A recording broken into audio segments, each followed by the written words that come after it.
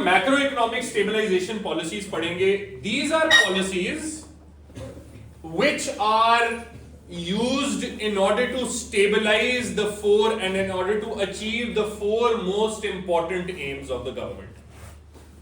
What are those four most important aims of the government? Number one, price stability.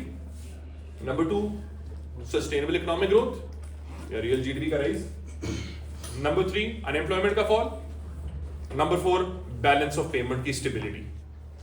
ठीक है, चार important AIIMS जो government achieve करना चाहती है, उनको अचीव करने के लिए पॉलिसीज को कहते हैं macro economic stabilisation policies.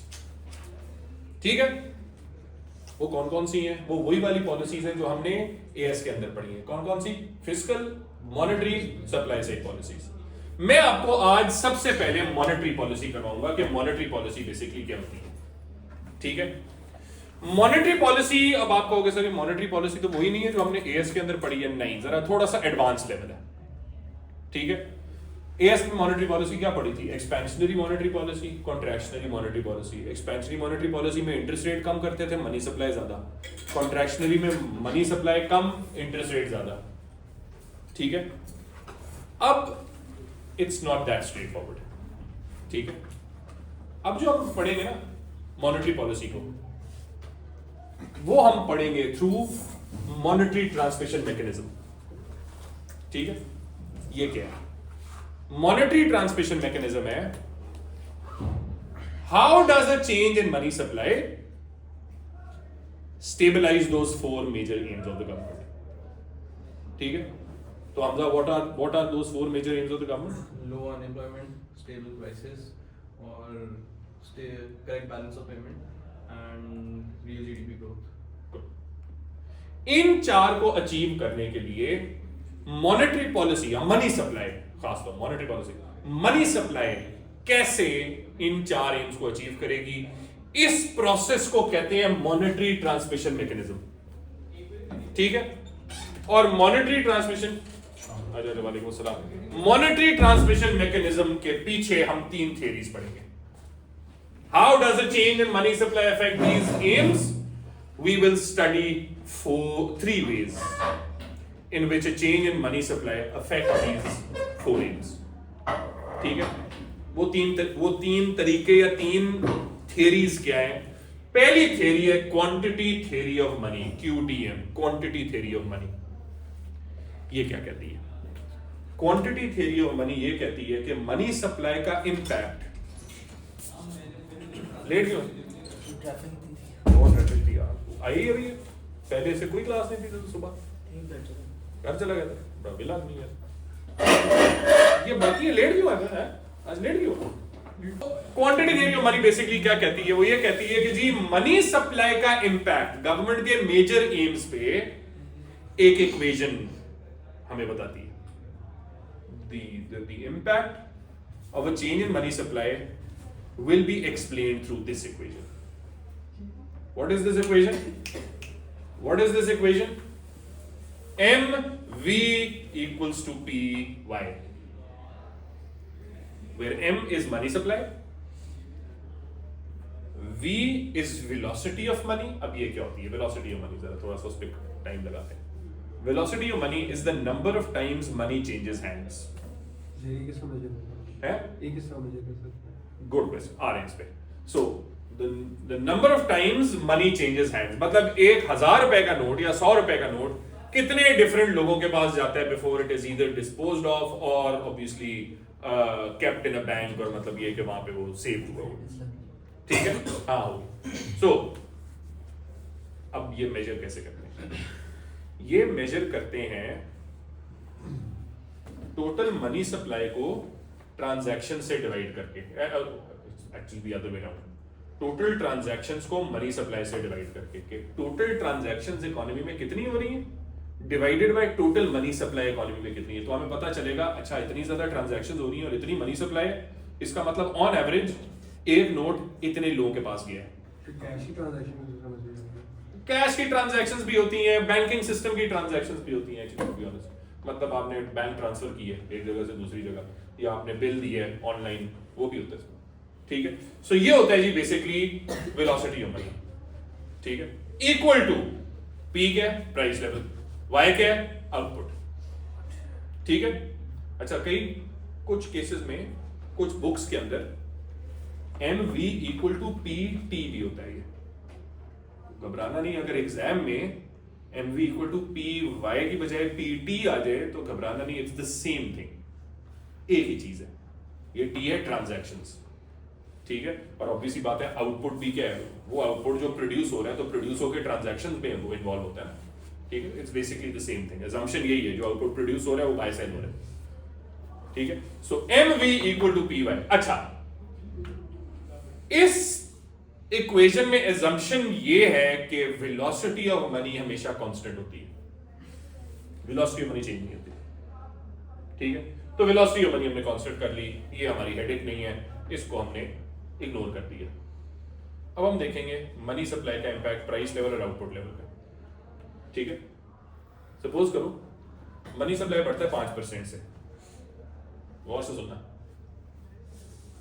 Momen, और जिंदगी में सुन भी ले कभी इकोनॉमिक्स को, फोन तेरा नजर आ गया ना मुझे, है वो पूछ रहा है क्यूटीएम की फुल फॉर्म बता। ये क्यूटीएम की, क्यूटी ना बोली इसको, क्यूटीएम, क्यूटी देखो क्यूटी, वो क्यूटी नहीं है, क्यूटीएम में है। क्या है फुल फॉर्म? ये कैमरे में आ रहा है सारा, तेरे मोमेन के बारे में लोग पता नहीं दुनिया सुनेगी 10-10 साल बाद भी, ये मोमेन कौन था मरदूद? हाँ क्यूटी है ना, ये सही बोल रहा था, क्वांटिटी थ्योरी ऑफ मनी। मैं ओनू आंदा नहीं मुझे आता था, मैंने अच्छा गलत बोला, अच्छा ठीक, वो बड़ी चीज है। अच्छा जी, so M V equal to P Y, इसमें हम वेलोसिटी ऑफ मनी को कांस्टेंट कंसीडर करते हैं। तो अगर मनी सप्लाई 5% से बढ़ जाए और प्राइस लेवल 2% से बढ़े तो इसका मतलब आउटपुट कितने से बढ़ा होगा? 3। क्यों 3? क्योंकि left side of the equation का जो राइज है that should be the same as the right hand side of the equation का राइज, बिकॉज इक्वालिटी है ना ये। तो अगर left side of the equation 5% से बढ़ रही है, ये तो कांस्टेंट है, मनी सप्लाई 5% से बढ़ रही है, ये 2% से बढ़ रही है, तो आउटपुट कितने से बढ़ रहा होगा? 3% से बढ़ रहा होगा ना, ताकि ओवरऑल 5% का आपका ओवरऑल राइट साइड की भी ग्रोथ हो, ठीक है। तो M V equal to P Y, this is how you show money supply का impact on price level and output level and indirectly unemployment के ऊपर, ठीक है। अच्छा, अब ये थ्योरी किसने बनाई? मैंने तुम्हें बताया 2 मेन स्कूल्स ऑफ थॉट है इकोनॉमिक्स के अंदर, केन्जियन और मॉनेटरिस्ट या क्लासिकल। हम मॉनेटरिस्ट के बारे में ज्यादा बात करेंगे, केन्जियन और मॉनेटरिस्ट, ये मॉनेटरी स्कूल ऑफ थॉट ने बनाई है, ठीक है। मॉनेटरी स्कूल ऑफ थॉट का जो वालिद साहब है ना, मिल्टन फ्रीडमैन उनका नाम है, ठीक है। रिसेंट इकोनॉमिस्ट है, अभी कुछ डेकेड पहले, मेरे ख्याल में 15-20 साल पहले उनकी डेथ हुई है, ठीक है। 1970s में उसने ये एक पेपर एक और इकोनॉमिस्ट के साथ ये पब्लिश किया था, जिसमें वो कंक्लूजन पे पहुंचा था, inflation is always and everywhere a monetary phenomena. Inflation money supply की वजह से होगी। क्यों? क्योंकि उसने एक तो ये कहा था कि शॉर्ट रन में मनी सप्लाई ज्यादा होगी तो आउटपुट तो थोड़ा बढ़ ही जाता है, लेकिन प्राइस लेवल भी बढ़ेगा। मैंने एग्जांपल दी ना, 5% अगर ये बढ़ रहा है, ये 3% से बढ़ रहा है, तो ये कितने से बढ़ेगा? 2% से। तो महंगाई हो रही है ना। लेकिन मॉनेटरी स्कूल ऑफ थॉट की एक और assumption याद रखो, लॉन्ग रन में ये क्या अज्यूम करते हैं, इकोनॉमी कौन से आउटपुट पे होती है? Full employment. Full employment output पे होती है, ठीक है। इसीलिए इनका लॉन्ग रन एग्रीगेट सप्लाई का बिल्कुल वर्टिकल बनता है, ये एएस में कराया था, ठीक है। मॉनेटरी स्कूल ऑफ थॉट ये कहता है लॉन्ग रन में मनी सप्लाई का सिर्फ एक ही इंपैक्ट होगा, क्या? इन्फ्लेशन। आउटपुट चेंज नहीं होगा, आउटपुट फुल एम्प्लॉयमेंट पे होगा, मनी सप्लाई बढ़ेगी, एक ही इंपैक्ट होगा, सिर्फ इन्फ्लेशन होगा। ये मॉनेटरी स्कूल ऑफ थॉट की assumption है, basically monetary school of thought की थ्योरी है, जिसको कहते हैं हाँ शॉर्ट रन में चेंजेस हो सकती है दोनों प्राइस लेवल और आउटपुट में, लेकिन लॉन्ग रन में मनी सप्लाई की वजह से सिर्फ इन्फ्लेशन होगी। This is quantity theory of money. समझ आइए? मुश्किल नहीं, ठीक है। MV इक्वल टू PY, बस ये याद रखते हैं। और ये बताने शॉर्ट रन लॉन्ग रन में क्या हो सकता है, मॉनेटरी स्कूल ऑफ थॉट क्या कहते हैं। हमजा समझ आ गई? हाँ भाई अदर समझ आइए? नहीं आ गई? गर्ल्स वेलोसिटी ऑफ मनी हमेशा कांस्टेंट है, इसकी टेंशन नहीं लेनी, ये कांस्टेंट रहती है, ठीक है। दूसरी थ्योरी जो मॉनेटरी ट्रांसमिशन मैकेनिज्म के अंदर है, that is direct MTM, direct monetary transmission mechanism. ये क्या कहता है कि जब मनी सप्लाई चेंज होती है तो उसका direct impact price level, output level और अनएम्प्लॉयमेंट पे होता है, क्योंकि एग्रीगेट डिमांड चेंज होती है। ये AS में पड़ा है। जब मनी सप्लाई इंक्रीज होती है तो लोगों के पास एक्स्ट्रा पैसा आता है। सादात, जब मनी सप्लाई इंक्रीज होती है लोगों के पास एक्स्ट्रा पैसा आता है, तो लोग उस पैसे को क्या करते हैं, उसको क्या कहते हैं, एग्रीगेट डिमांड क्या होगी, तो एग्रीगेट डिमांड क्या हो रही है, मनी इंक्रीज, क्यों, ये चेन, पूरी चेन, कंजम्पशन बढ़ेगी, मे बी इन्वेस्टमेंट बढ़े, C बढ़ गया, I बढ़ गया, एग्रीगेट डिमांड बढ़ी, ठीक है, जिसकी वजह से प्राइस लेवल बढ़ गया, आउटपुट बढ़ गया, अनएम्प्लॉयमेंट कम होगी, ठीक है। Straight forward, direct monetary transmission mechanism, easy. अब आते हैं अगली थ्योरी पे, इनडायरेक्ट मॉनेटरी ट्रांसमिशन मैकेनिज्म। ये थोड़ा इसमें टाइम लगेगा क्योंकि इसमें ग्राफ ज्यादा है। इनडायरेक्ट मॉनेटरी ट्रांसमिशन मैकेनिज्म ये कहता है कि मनी सप्लाई का चेंज इकोनॉमी में प्राइस लेवल, आउटपुट और अनएम्प्लॉयमेंट को डायरेक्टली इफेक्ट नहीं करेगा, इनडायरेक्टली इफेक्ट करेगा। किसके थ्रू? इंटरेस्ट रेट्स के थ्रू। मनी सप्लाई चेंज होगा तो इंटरेस्ट रेट चेंज होंगे, इंटरेस्ट रेट चेंज होंगे तो पूरी एक चेन चलेगी जिसकी वजह से प्राइस लेवल, आउटपुट और अनएम्प्लॉयमेंट पे इंपैक्ट होगा। वो चेन क्या है, गौर से देखो इधर। वो चेन है जी, ये मैंने आपके सामने बनाई है, 4 आमने सामने डायग्राम। जो अभी तक आपने मुख्तलिफ मैक्रो में डायग्राम्स पढ़े ना, और वो सबका इस्तेमाल हो रहा है। कैसे? आपके सामने डायग्राम बनाऊंगा। अब्दुल्ला फोन पे क्या देख रहा है ऐसे करके? चपेड़ पड़े कसम से अब्दुल्ला तुझे। फोन दे दे, ला ला।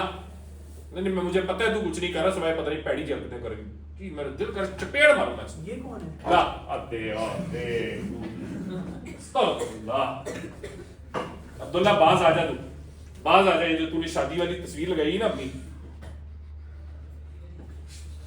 इस्तेमाल कर। क्या है तेरा? C है ना?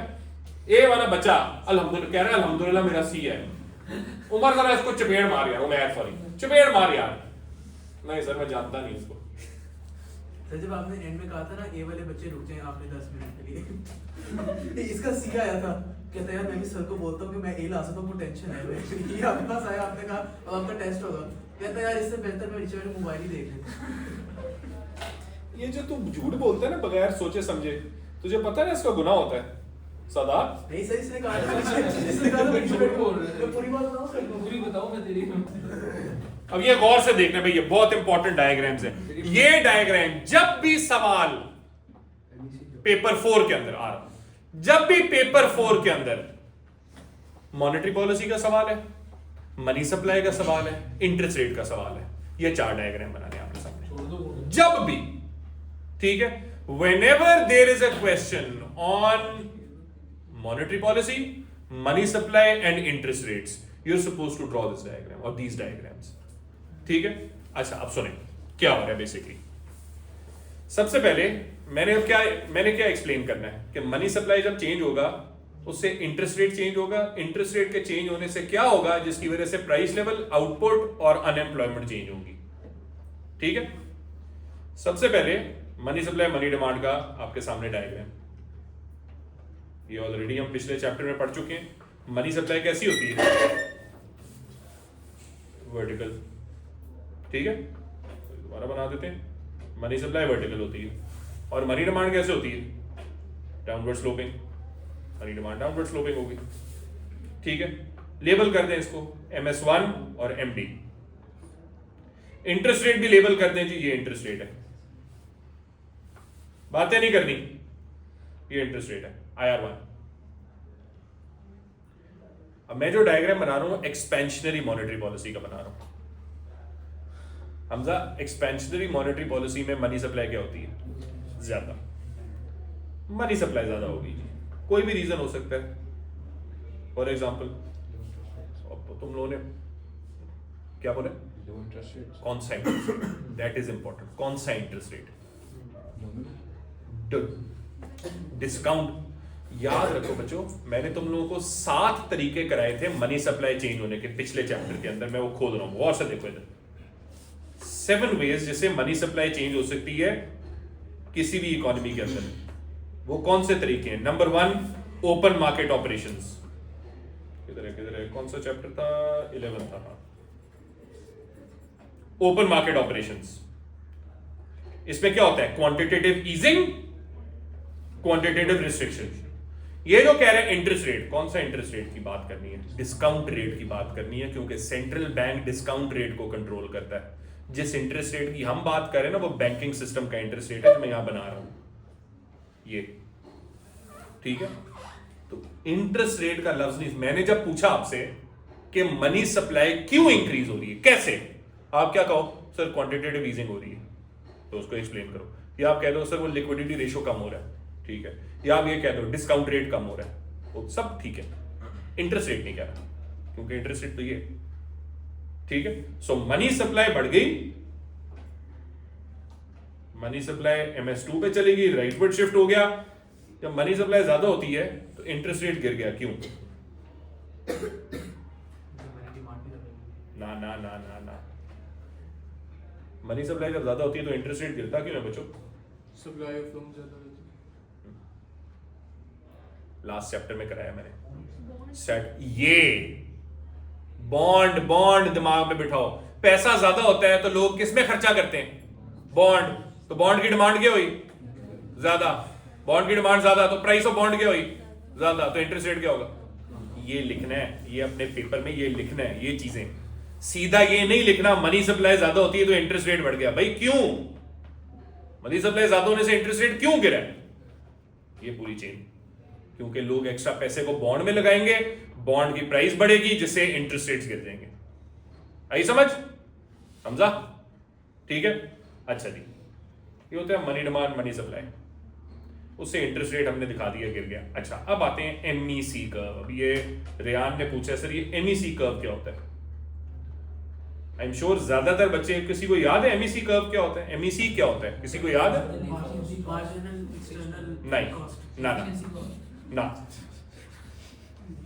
क्या कहा इसे? Marginal efficiency cost. यार तू तो बहुत नेक्स्ट लेवल है यार।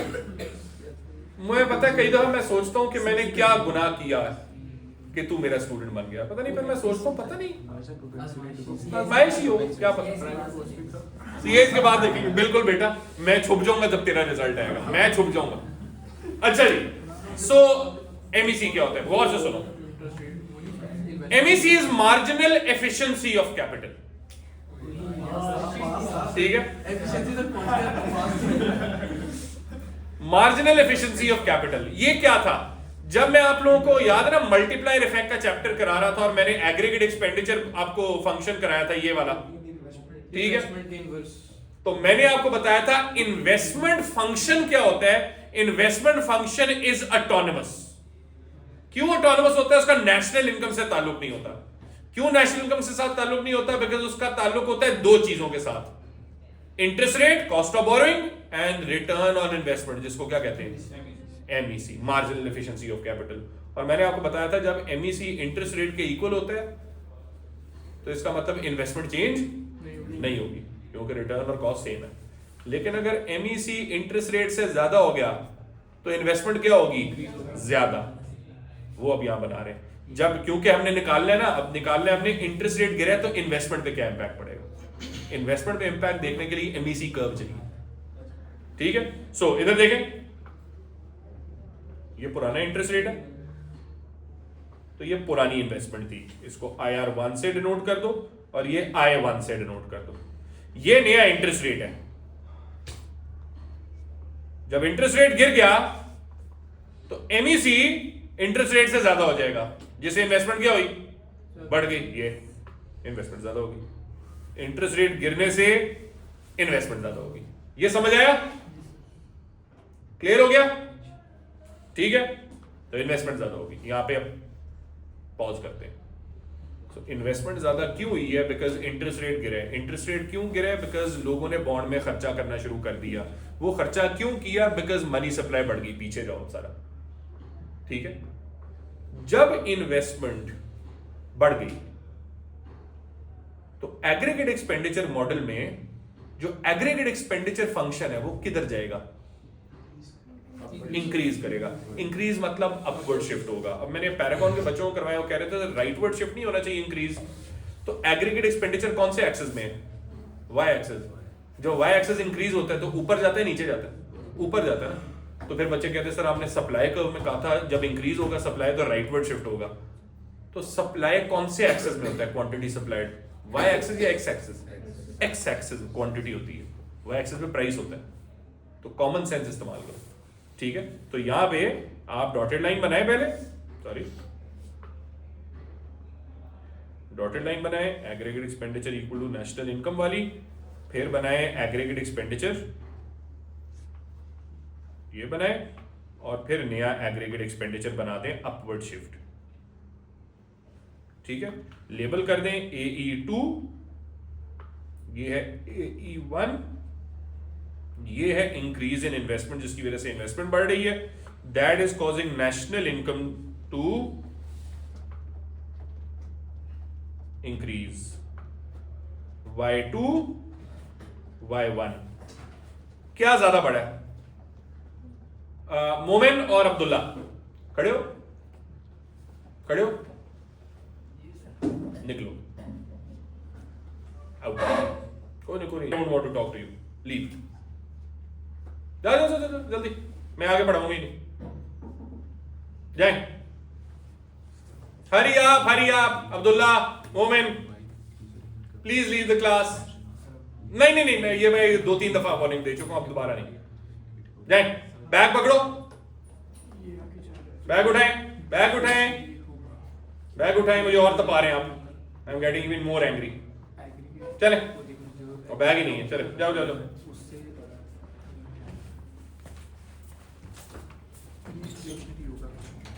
ले जाए। हाँ, अब अब्दुल्ला पूछो, क्या पूछ रहे हो? कुछ नहीं सर। कौन पूछ रहा है? तो फिर क्या बात है? कंफर्म कर रहे थे क्या कि ये इन्फ्लेशनरी है या डिफ्लेशनरी? इन्फ्लेशनरी और डिफ्लेशनरी गैप के लिए आपको full employment level of national income चाहिए, समझो। तो ये how can I show inflationary deflationary gap here without showing ये YF, ठीक है। तो करूंगा ये मैं इंशाल्लाह, जब रिवीजन पे आऊंगा ना तो वो भी दोबारा मैं आपको रिवाइज करवा दूंगा इसके ऊपर, क्योंकि सवाल आते हैं कि इन्फ्लेशनरी और डिफ्लेशनरी गैप क्या है। अगर ये YF होता तो ये क्या होता, डिफ्लेशनरी गैप। ये डिफ्लेशनरी गैप होता क्योंकि इतने खर्चे की जरूरत है फुल एम्प्लॉयमेंट पे पहुंचने के लिए।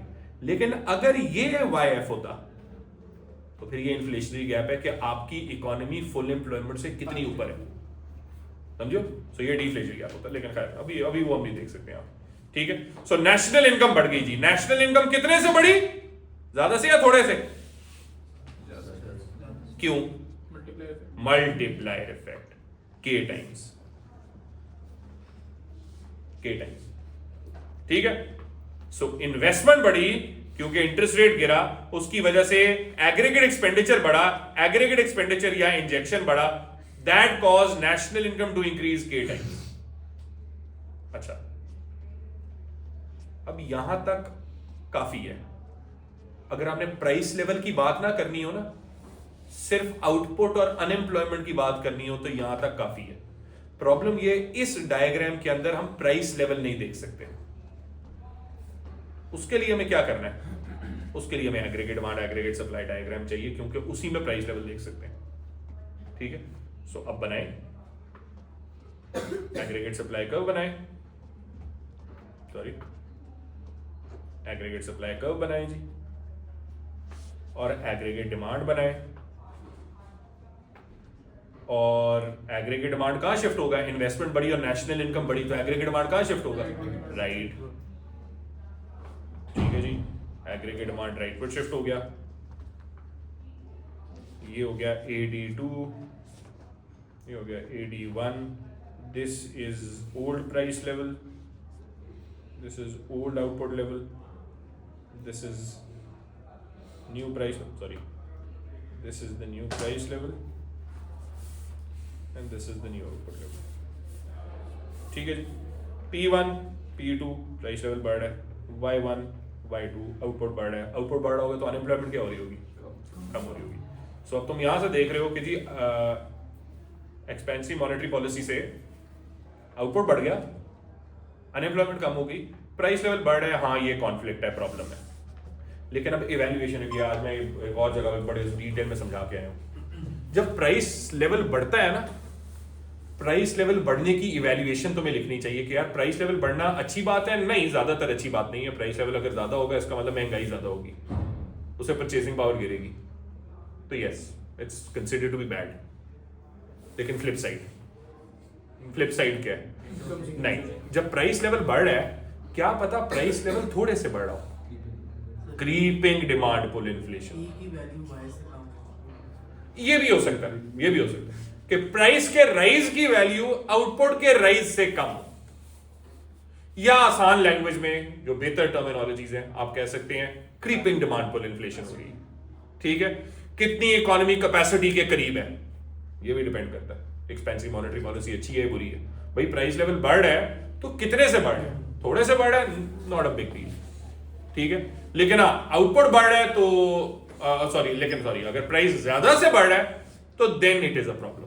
तो अगर हम बैलेंस ऑफ पेमेंट की बात करें तो उसके अंदर पीडी की बात करें, बैलेंस ऑफ पेमेंट की अब चौथे में बात करते हैं। सो प्राइस लेवल में हमने कहा है बढ़ रहा है, it might be good, it might be bad, it depends on economy में रेट ऑफ इन्फ्लेशन कितना हुआ। ठीक है, इवैल्यूएशन के लिए इंपॉर्टेंट है।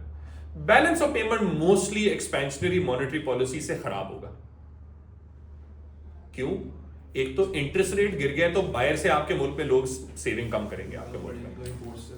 दूसरा, इनकम्स बढ़ गई हैं लोगों की, क्योंकि नेशनल इनकम बढ़ रही है, आउटपुट बढ़ रहा है, इनकम्स बढ़ रही हैं, उसकी वजह से क्या होगा? इंपोर्ट ज्यादा होंगी, और आपके मुल्क में महंगाई हुई है, अगर वो महंगाई ज्यादा एक्सपोर्ट कम हो जाएगी तो बैलेंस ऑफ पेमेंट गिरने के चांसेस हैं, बढ़ेगी। ठीक है, लेकिन फिर आप ये कह सकते हैं जी it might not be that bad if the country's balance of payment was already in a lot of surplus। ये भी हो सकता है, अगर imports और exports inelastic हैं तो ये भी possible है कि this might not be that bad, balance of payment might not fall by a lot। Similarly ये भी हो सकता है कि जी balance of payment surplus में था, वो surplus कम हुआ है लेकिन deficit नहीं हुआ। ये भी evaluation। अब आपको evaluation आनी चाहिए। अब ये जो टेस्ट में आपके रेगुलरली लूंगा, इसमें अब मेरा फोकस ज्यादा एक तो होगा कि आपको, क्योंकि जिन बच्चों को मैंने कहा है टेस्ट देने को, मुझे उम्मीद है उनको कॉन्सेप्ट्स आते हैं इकोनॉमिक्स के। ठीक है, अनलेस सादात जो है वो बूटियां बनाकर, सादात ने बड़ा कमाल कर, पता चले सादात ने क्या किया भाई? सादात रिकॉर्ड हो रहा है ना, चलो ये सब दुनिया को पता होना चाहिए। सादात का इतना कमाल माइंड है कि सादात ने P4 से पहले, अल्लाह करे सर नुसरत भी देख लेंगे तो ताकि और बेहतर हो जाएगा, कि P4 से पहले सादात ने कहा यार मुख्तलिफ सर के पेट आंसर कौन से हैं, पेट सवाल, लेबर मार्केट्स, मार्केट फेलियर, इन्हीं के ऊपर है। तो सादात ने घर से वो स्कूल का जो पेज होता है ना जिसपे आंसर लिखते हैं, वो 2-3 ले गया, फोटोकॉपी करा ली बहुत सारी शीटें, और उस पे आंसर लिखे कि यार अच्छा मार्केट फेलियर का ये हो सकता है, लेबर मार्केट का हो सकता, ये हो सकता है। और फिर वो स्कूल लाया और बगैर मेहनत किए उसने वही आंसर एज इट इज अपने यहां से निकाले, जेबों से निकाले, और एज इट इज उसने हैंड ओवर कर दिया सर नुसरत को। यार वैसे हाँ अच्छा, नहीं तो उन्हें बच्चे ने एक्स्ट्रा शीट दिया, पढ़ी जा रहा, लिखी जा रहा, लेकिन तूने उन एक्स्ट्रा शीट्स का क्या किया फिर? वो जो पेपर वाली अगली पेपर अच्छा साइड पे फेंक यार। अभी तो सर उर्दू के पेपर में भी हुआ था, नहीं यही होता यार ये बच्चा बहुत उसने मसला हमें है। सर सवाल बताया था पहले से ही क्या आना है, वो एक ही सवाल था, वो हाँ। लिख के आया था ये, और वो इसमें यहाँ से निकाला और वो स्टेपल करके दे दिया। यार अगली दफा तेरा जो सीटिंग अरेंजमेंट होगी ना वो अब मैं आप कराता कहते हूँ। अलग होगी तो और अच्छा होगा। नहीं अलग नहीं होगी, वो अब करता हूँ उसका बंदोबस्त। मेरे माइंड में एक बड़ा जबरदस्त आइडिया है। मैंने सारा खुद किया है P2 खुद किया था। चलो देखते हैं करते हैं वो तेरा तो गेस्ट पेपर बना हुआ था मेरे गेस्ट सर। हाँ बताएं। सर इस चैप्टर के भी ज्यादातर एमसीक्यूज आते हैं। नहीं, इस चैप्टर के एसेज बहुत आते हैं, इस चैप्टर के एसेज, लेकिन किसी चीज से मिला करेंगे। फॉर एग्जाम्पल मॉनेटरी पॉलिसी का सवाल आ जाएगा इकोनॉमिक ग्रोथ के ऊपर, या ओवरऑल पॉलिसीज का सवाल आ जाएगा अनएम्प्लॉयमेंट के ऊपर, इन्फ्लेशन के ऊपर। बिल्कुल एग्जैक्टली ठीक है, तो इनके सवाल आते हैं। खैर आखिर में we should know the limitations of monetary policy. अब एएस के अंदर जो तुमने मॉनेटरी पॉलिसी पढ़ा था उसमें एक तो ये सारी चीजें नहीं पढ़ी थी, दूसरा तुम लोगों ने ये नहीं पढ़ा था कि मॉनेटरी पॉलिसी की लिमिटेशंस क्या है, सवाए एक के कॉन्फ्लिक्ट। ये ऐड कर सकते वो इसमें भी पढ़ेंगे, बिल्कुल यहां पे भी है, मॉनेटरी पॉलिसी क्रिएट्स कॉन्फ्लिक्ट्स। हैं, ये ES केसेस पे ऐड कर एग्जैक्टली कर सकते हैं, बिल्कुल कर सकते हैं। जैसे फिस्कल पॉलिसी में पढ़ेंगे, one of the limitations of fiscal policy is crowding out effect. और क्राउडिंग आउट इफेक्ट क्या है? मैंने जो अपनी वीडियोस मैंने जो बनाई थी ना उसमें ये एग्जाम्स के लिए, उसमें याद करो एक P2 के अंदर एक सवाल आया था, क्या एग्रीगेट डिमांड हमेशा बढ़ेगी अगर एक्सपेंशनरी फिस्कल पॉलिसी है? तो इवैल्यूएशन में हमने कहना नहीं, कभी नहीं बढ़ेगी। कब नहीं बढ़ेगी? वन ऑफ द रीजंस ये ना बढ़े इज क्राउडिंग आउट इफेक्ट। वो हम इंशाल्लाह कल करेंगे, ठीक है। लेकिन आज मैं चाह रहा हूँ मॉनेटरी पॉलिसी की लिमिटेशंस करें। तो जो इससे सवाल पूछा कि सर मॉनेटरी पॉलिसी की लिमिटेशंस हम एएस में डाल सकते हैं, जो हम A2 में पढ़े जी डाल सकते हैं, कोई मसला सर नहीं। लेकिन वो इतना कुछ इफेक्ट तो नहीं करेगी ना, क्योंकि एएस का पेपर है। नहीं तो एग्जामिनर आपसे एक्सपेक्ट नहीं करता कि आप वो आंसर लिखो, लेकिन अगर आप लिख देते हो उसके मार्क्स हैं definitely. Now what are some of the limitations of monetary policy? पहली लिमिटेशन मॉनेटरी पॉलिसी की, अगर सेंट्रल बैंक ने कॉन्ट्रैक्शनरी मॉनेटरी पॉलिसी की है, डिस्काउंट रेट बढ़ा दिया, सेंट्रल बैंक ने डिस्काउंट रेट बढ़ा दिया ताकि इकोनॉमी में मनी सप्लाई क्या हो, कम हो, इसका शायद उतना इंपैक्ट ना हो। कब? इसका शायद उतना इंपैक्ट उस वक्त ना हो अगर कमर्शियल बैंक्स के पास एक्स्ट्रा रिजर्व्स पड़े हुए हैं। खुद सोचो बच्चों, सेंट्रल बैंक डिस्काउंट रेट क्यों बढ़ाता है? ताकि कमर्शियल बैंक्स बोरो कम करें। कमर्शियल बैंक्स बोरो कम करेंगे तो मनी सप्लाई इकोनॉमी में क्या होगी, कम होगी। लेकिन अगर कमर्शियल बैंक्स के पास पहले ही इतने रिजर्व्स पड़े हैं कि उनको बोरोइंग की जरूरत ही नहीं है कुछ अरसा, और सेंट्रल बैंक डिस्काउंट रेट बढ़ा दे, मैं सेंट्रल बैंक हूं, तुम कमर्शियल बैंक हो, मैंने तुम्हारे डिस्काउंट रेट बढ़ा दी, अब तुम मेरे से बोरो नहीं करोगे, लेकिन तुम्हारे पास पहले कैश पड़ा हुआ है, तुम्हारे पास क्लाइंट्स आते हैं लोन लेने के लिए, थोड़े से हायर इंटरेस्ट रेट पे, यस, लेकिन हायर इंटरेस्ट रेट पे तुम उनको लोन दे दोगे, तो मनी सप्लाई की जो कमी है जो सेंट्रल बैंक चाह रही थी वो उस लेवल की नहीं आएगी, specially for a certain time period. हाँ, जब एक्स्ट्रा रिजर्व्स खत्म हो जाएंगे फिर मनी सप्लाई कम हो जाएगी, बट उसमें टाइम लगेगा। और ये हम एक्चुअली इस पॉइंट को हम फर्दर एक्सटेंड कर देते हैं टाइम लैग से, कि मॉनेटरी पॉलिसी का टाइम लैग होता है 6 से 12 महीने लगते हैं मॉनेटरी पॉलिसी को जीडीपी पे और प्राइस लेवल पे इंपैक्ट शो करते हुए, ठीक है। And one of the reasons is ये कि कमर्शियल बैंक के पास एक्सेस रिजर्व। तीस, हाँ सर ये तो डिस्काउंट रेट वाले टूल की लिमिटेशन है, किसी और टूल से भी तो कर सकते हैं। हाँ, लेकिन हमारे जैसे मुल्क में जो सेंट्रल बैंक का सबसे बड़ा जो टूल है ना वो डिस्काउंट रेट है, तो इसी वजह से आप ये कह सकते हो अगर इस टूल का यूजफुलनेस जरा कम हो गया ना तो मॉनेटरी पॉलिसी का यूजफुलनेस कम हो जाएगा।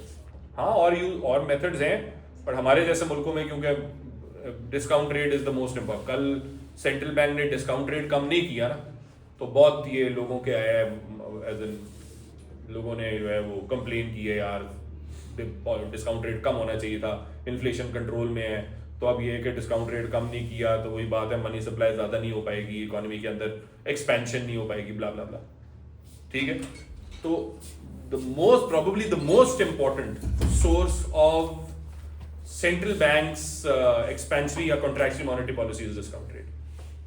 ठीक है, especially in developing countries like ours जिसमें bonds की market इतनी नहीं होती. ठीक है, अच्छा इसके अलावा liquidity trap, वो तो ये तो था ना contractionary monetary policy का मसला. अगर central bank expansionary monetary policy कर रही है और इंटरेस्ट रेट पहले से कम है, तो क्या इंटरेस्ट रेट और कम हो गए? लिक्विडिटी ट्रैप क्या कहता है? मनी सप्लाई गवर्नमेंट अगर ज्यादा या सेंट्रल बैंक ज्यादा करे और इंटरेस्ट रेट्स पहले बहुत थोड़े हो, तो बॉन्ड्स की प्राइस क्या होती है? हाई. इंटरेस्ट रेट्स कम है तो प्राइस ऑफ बॉन्ड ज्यादा होगी. मनी सप्लाई ज्यादा होगी, लोगों के पास पैसा ज्यादा है, तो लोग बॉन्ड्स में लगाना चाहते हैं. पर क्या बॉन्ड में लगाएंगे? नहीं, क्योंकि प्राइस ऑफ बॉन्ड पहले ही ज्यादा है. तो लोगों के पास पैसा क्या होगा? कैश पड़ा रहेगा. वो कैश के क्या करेंगे? फिर खर्चा करेंगे ना, इन्फ्लेशन बढ़ गई. ठीक है, एक और मसला. इसके अलावा हाँ, इंटरेस्ट रेट्स और डिस्काउंट रेट का इंपैक्ट डायरेक्टली एक्सचेंज रेट पे होता है. कॉन्ट्रैक्शनल मॉनेटरी पॉलिसी में डिस्काउंट रेट बढ़ गए, इंटरेस्ट रेट बढ़ गए, या मनी सप्लाई कम हो गई. इंटरेस्ट रेट बढ़ने से एक्सचेंज रेट क्या होगा? एक्सचेंज रेट क्या होगा? बढ़ जाता है. जब इंटरेस्ट रेट बढ़ेगा, हमारे बैंक्स में या हमारे करेंसी में सेविंग ज्यादा होना शुरू हो जाएगी, तो करेंसी की डिमांड ज्यादा होगी. एएस में पढ़ा है, हमारी करेंसी तो डेप्रिशिएट ही करेगी ना, अप्रिशिएट करेगी ना. इंटरेस्ट रेट बढ़ा, अच्छा भरने की मुझे लगा काम करनी. हाँ, इंटरेस्ट रेट बढ़ा तो बाहर वाले लोग हमारे बैंक में सेविंग ज्यादा करेंगे, करेंसी की डिमांड बढ़ जाएगी, तो उससे एक्सचेंज रेट अप्रिशिएट हो जाएगा. अब एक्सचेंज रेट अप्रिशिएट होने से बैलेंस ऑफ पेमेंट खराब हो सकता है, खासतौर पे लॉन्ग रन में. ठीक है, तो ये हमारी जैसे डेवलपिंग कंट्रीज को प्रॉब्लम दे सकता है. और हमारी जैसे developing countries by the way interest rate रखती भी ज्यादा है, क्योंकि हमारी करेंसी पे बुरा इफेक्ट पड़ता रहता है हर वक्त. तो इसलिए उस करेंसी को स्टेबलाइज करने के लिए इंटरेस्ट रेट क्या होते हैं? ज्यादा.